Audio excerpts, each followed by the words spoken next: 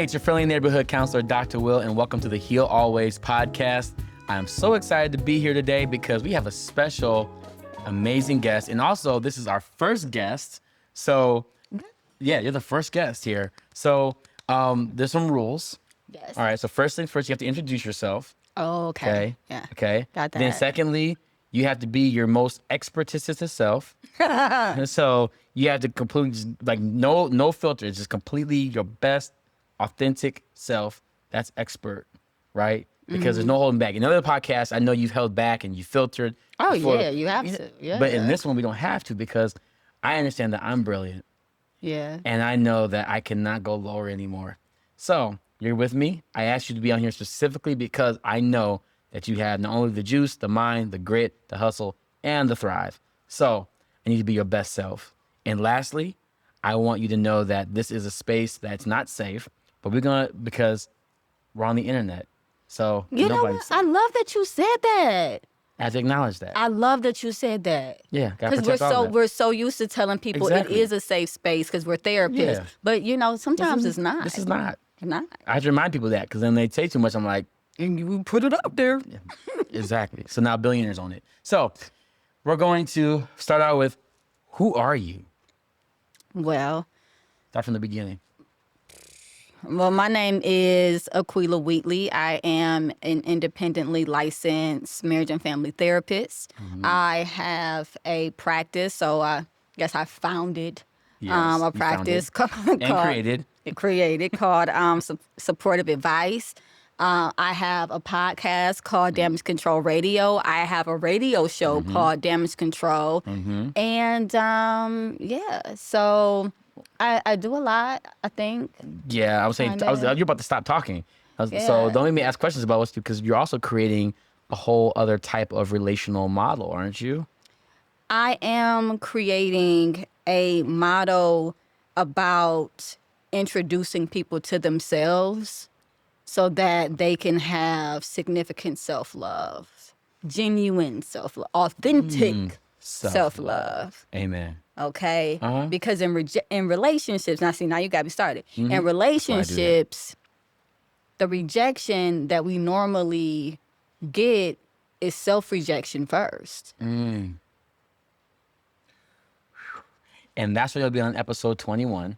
So, I write that down, episode 21, because, you'll be coming back for that. Yes. Self-love. Look at you having rejection. A plan. Right. Look, this thing is working plan during the podcast. We love this. Business. So now we're going to get into this, okay? So this is a big topic, all right? And I need you for this topic because no one I know would be able to explain it the way you do. So I want to talk about healthy relationships from the past, present, and future, and how the evolution and the de-evolution of it all. So let's just start with timeline. What were relationships like in the past? Where are relationships currently? And what do you predict relationships will be like in the future? So one thing I want to say is relationships have always been contextual. Oh, yeah. Contextual. I'm right there. 100%. Get your purpose paper and purpose pen out immediately. Okay. And the reason why I say that is because if you think about relationships from way back, there was a dowry, right? I'm going to have to look that word up. A man wasn't marrying a woman because he was so in love with her, right? It was an agreement that the family came into for either property or money or, status or whatever the case may be. And then these two people would intertwine for the sake of the family, right? Okay. And then at some point, it was about need and status. Women couldn't own land. Women couldn't vote or anything like that. And a lot of times, they couldn't even walk outside in certain spaces without a spouse. Or if not a spouse, a father, a brother, just some male, right? A male character. So you needed, if you were a woman, you needed a man to exist, to be known. Wow. And even then, you were only known as that man's wife, but at least you were able to be present in conversations that you would not have been able to be present in. Okay. And so with that type of past, just the ability of self-worth is being challenged immediately, right? Oh, yeah, 100%. And so do you feel like self-worth in the past, what was the positive aspect of that in the past? Like knowing that your self-worth would be based upon who you're with. How did that ever protect women specifically? Like was that protecting them, or was that also harming them? Like, because you see on these Victorian shows and they're like, everybody's so like happy and like these beautiful like hot dresses that are, and it's They like, are so hot. you know what I mean? Like, And can they breathe? and it's so poised and so proper, and it's like, oh, I guess they are protecting and being gentlemen. Wow, gentlemen are protecting them and giving them a space to be ladies. What was that? So I don't think that it was all negative, right? I think that the intention was to protect.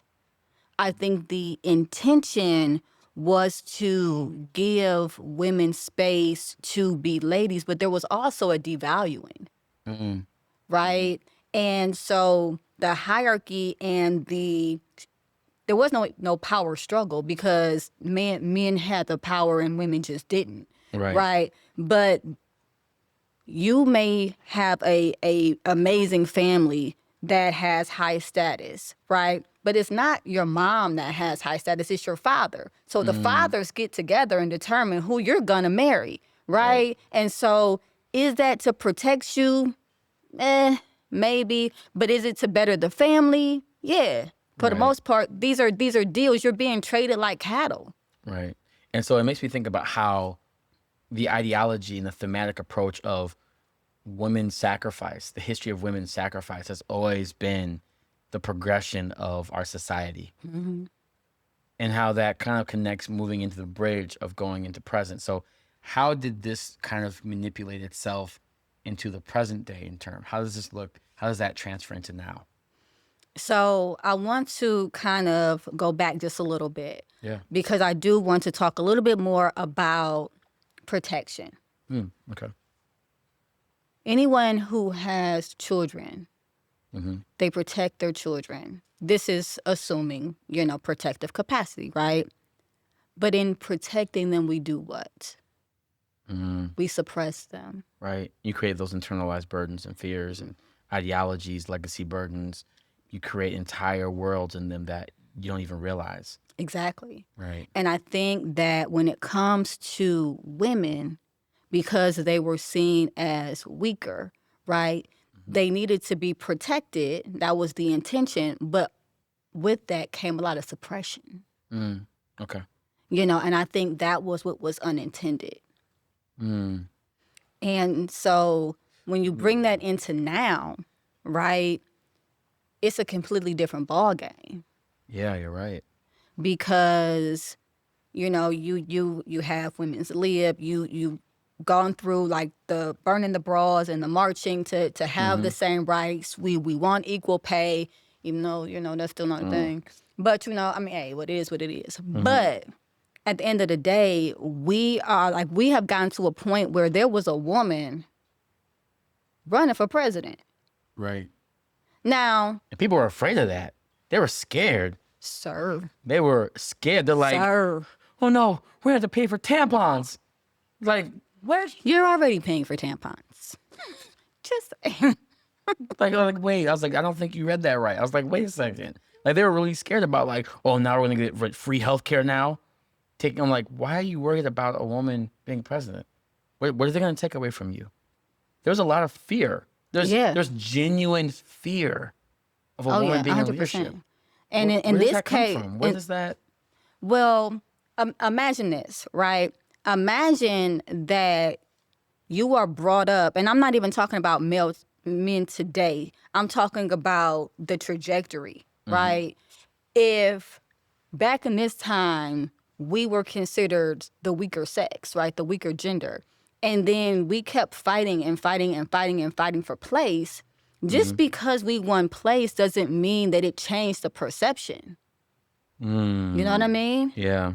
So now it's like, well, we have to get this back. This is out of whack. This is this hierarchical system has been flipped, and something's wrong with it now. Right. Because now we have the weaker sex trying to lead. There's a problem here. Like it's not a change in mindset where people have accepted, oh no, women are no.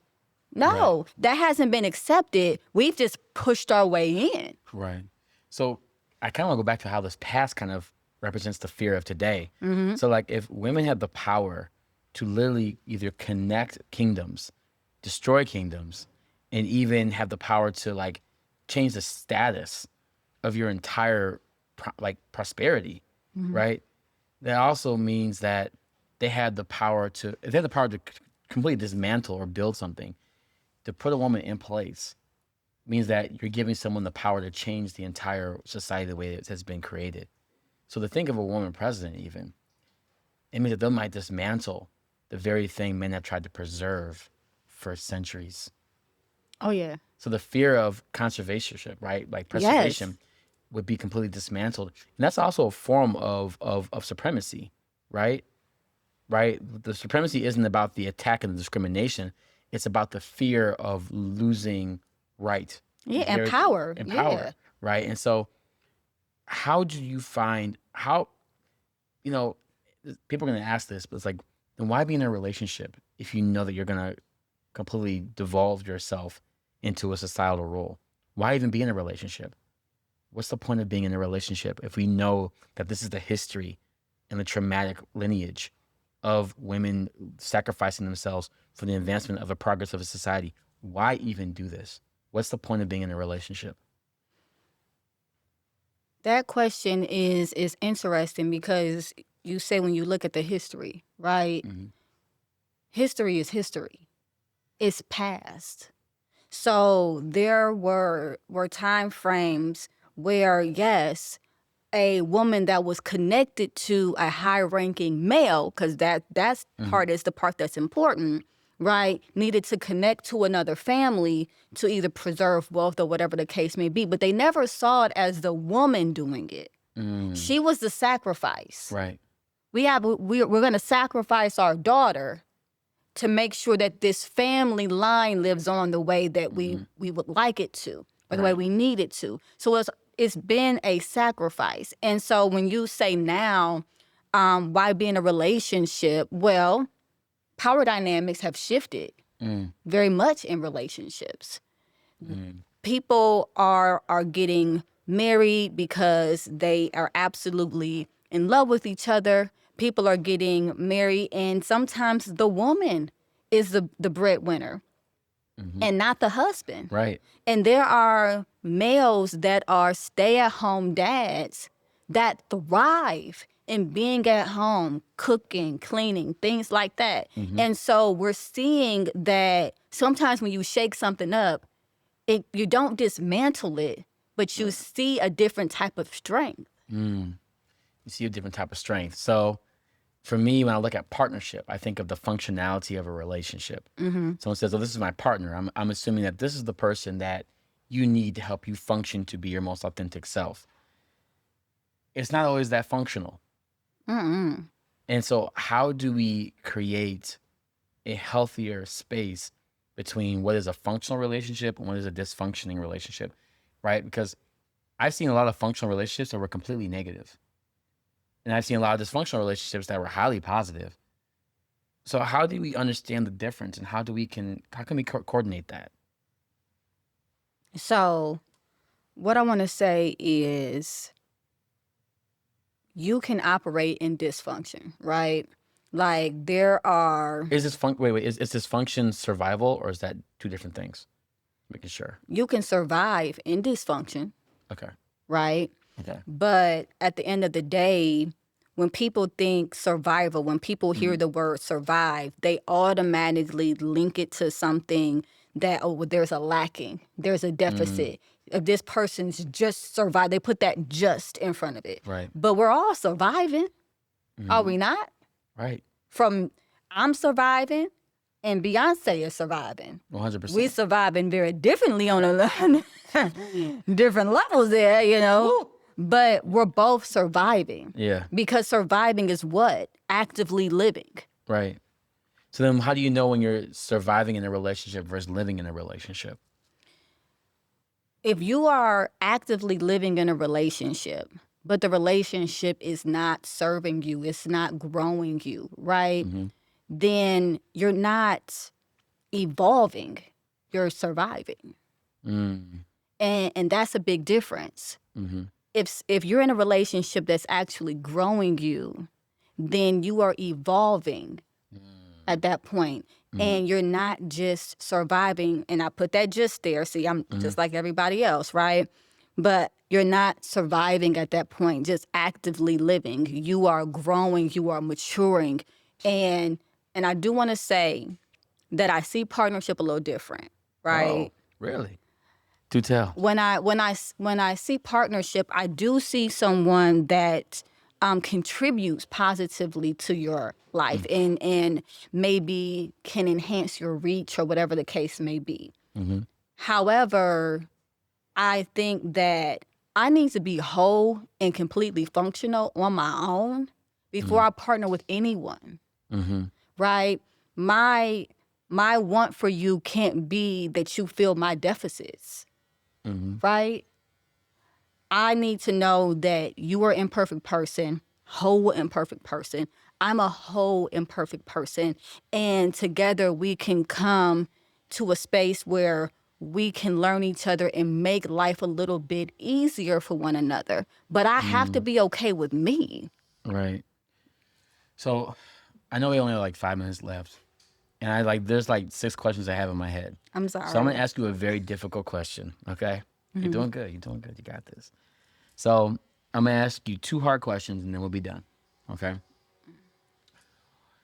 What do you believe women are missing in this generation that they may have missed a step from the past that might be a barrier in their future? Now, this is just my opinion. Just gonna preface it there. You know what I mean? Asterisk. Put that right there so you know. Don't come for me. You know. However, when you are in a space where you feel as though you are being suppressed, right? In a space where you don't feel like you're being heard and you don't feel like you're being valued, you adopt a victim narrative. Mm. And that would make your partner the villain. That would make men in general the villain, right? And so you push and you push and you push to gain space. And you're in this battleground. But then you turn around and you're trying to love someone that you villainized. Yeah. But you don't trust them. Mm. You don't feel as though you can depend on them and be strong. There's something that has to be proven, right? And so until we can get out of that dynamic, vulnerability is lost. Yeah. And we're still not getting our needs met. Okay. Oh, I want to break that down so bad. Okay. And my next question.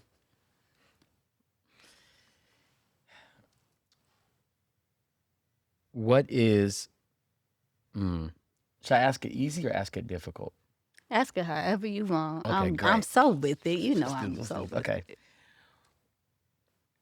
What is it that men are desiring from their past that would actually make them better in the future? I'm going to answer the question beneath that question. Okay. You heard that? You heard I already said that? She's good. So. You're so good. All right, go ahead.